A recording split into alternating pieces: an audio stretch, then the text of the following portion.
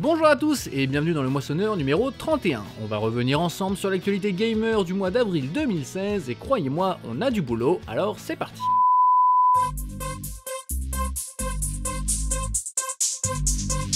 Comme d'habitude, on commence par les annonces de nouveautés, et ce sont des nouveautés à petit budget qui ont été annoncées le mois passé.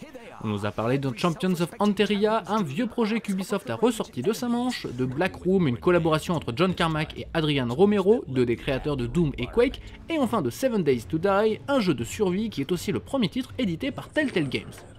En clair, les projets avec moins de budget mais plus d'idées ont toujours la cote. Les projets à gros budget aussi avaient envie de nous parler et tout spécifiquement de nous donner des dates. C'est d'abord Final Fantasy XV qui, en plus de nous indiquer qu'il sortira le 30 septembre, nous a présenté une flopée de vidéos et de contenus additionnels comme un court-métrage, une démo gratuite ou encore une série animée. Gears of War 4 a fait un peu moins bien question contenu, mais le principal c'est qu'il nous a donné sa date de sortie. Les aventures du fils de Marcus Phoenix commenceront le 11 octobre et elles s'annoncent à la hauteur de la série.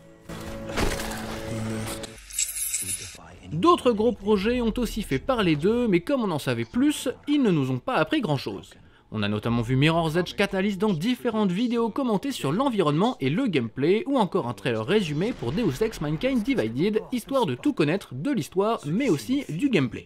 Et le jeu qui aura été le plus bavard est certainement Homefront The Revolution, avec des vidéos encore et toujours sur le scénario. En plus de 4 trailers ce mois-ci, aucune image de gameplay, c'est tout de même suspect pour un jeu dont la bêta ne nous avait pas du tout convaincus.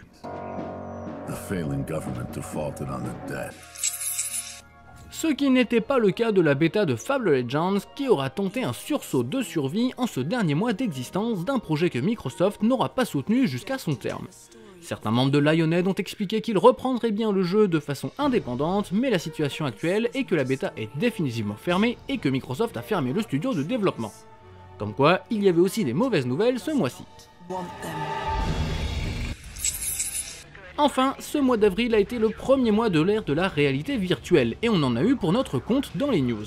Entre les sorties de matériel et les différents projets de jeux comme Eve Valkyrie ou Chernobyl VR Project, on a tout fait pour nous faire acheter ces nouveaux gadgets. Pour le moment, on est loin d'un raz-de-marée commercial, mais laissons un peu de temps à cette technologie pour qu'elle puisse percer.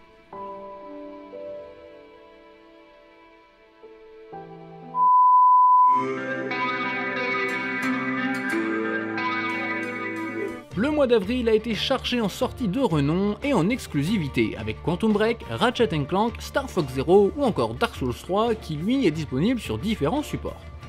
Dans les salles obscures, c'était la fête au titre long avec le Livre de la Jungle, Criminal, un espion dans la tête, Le Chasseur et la Reine des Glaces ou encore Captain America Civil War. Notre coup de cœur jeu vidéo va à Battleborn ce mois-ci. Gearbox Software a réussi son pari de mélanger MOBA et FPS pour un jeu intelligent et fun. Jetez-vous dessus, vous ne le regretterez pas. Au cinéma, notre coup de cœur va vers Démolition de Jean-Marc Vallée. Avec un Jake Gyllenhaal en pleine forme, ce film vous permettra de faire une pause sympathique entre les gros blockbusters et ce pourra même être une révélation pour certains.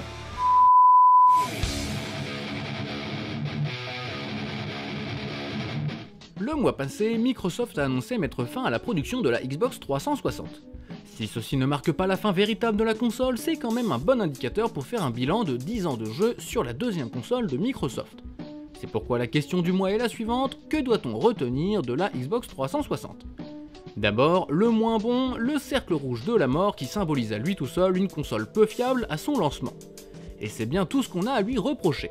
Pour le reste, Microsoft a tapé dans le mille, à commencer par la manette. Adieu à la grosse et peu pratique manette de la première Xbox et bienvenue à une manette qui est devenue une référence dans son design. D'ailleurs, question design, la bête était plutôt jolie à regarder. Mais c'est dans le jeu que la console a fait progresser le marché avec le service en ligne devenu une norme pour la première fois. Depuis, impossible d'imaginer un jeu sans mise à jour ou sans contenu additionnel à télécharger. Et que dire du Xbox Live Arcade, cette plateforme pour la promotion des jeux indépendants qui aura donné une visibilité sans précédent à Braid, Super Meat Boy et plein d'autres. Enfin, la Xbox 360, ce sont des jeux, pas souvent très fins, mais à coup sûr marquants, comme Forza Motorsport qui a envoyé dans les cordes de l'ancestrale série Gran Turismo, Halo 3 et Halo Reach qui sont devenus des références absolues en matière de FPS arcade, ou encore Gears of War qui a quand même posé les bases d'un nouveau genre, le TPS. Oh, et j'allais aussi oublier le Kinect qui, quoi qu'on en dise et quoi qu'on en pense, a été une formidable idée technologique sous-exploitée en fin de compte. En bref, la Xbox 360 est devenue en 10 ans une console culte qui a su vraiment faire de l'ombre à Sony et qui a offert un beau duel à la PS3, et plutôt que d'être triste de sa vente vie, célébrons ce qu'elle a créé.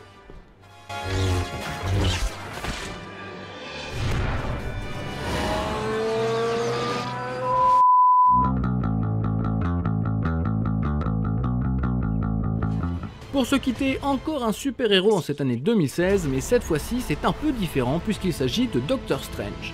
La bande-annonce est visuellement intéressante et c'est pour ça que j'ai choisi cette vidéo. N'oubliez pas d'aller faire un tour sur total-gamer.com pour avoir toujours plus d'informations, et ce, tous les jours. Sur ce, ciao et à la prochaine. Vous ignorez tant de choses.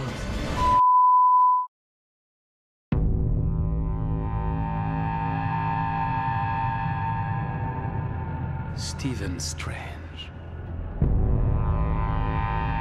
Puis-je vous donner un conseil? Oubliez tout ce que vous pensez savoir.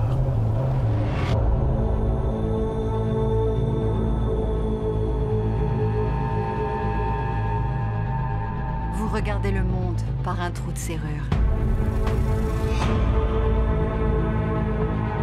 Vous avez passé votre vie à en chercher la clé. Vos travaux ont sauvé des milliers de vies.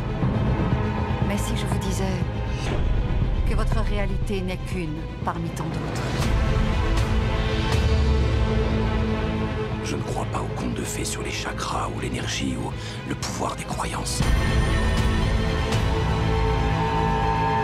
Vous vous demandez ce que je vois dans votre avenir?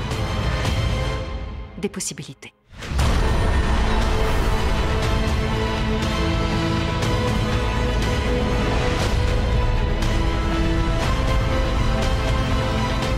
Pourquoi vous faites ça? Il y a d'autres façons de sauver des vies. Vous ignorez tant de choses.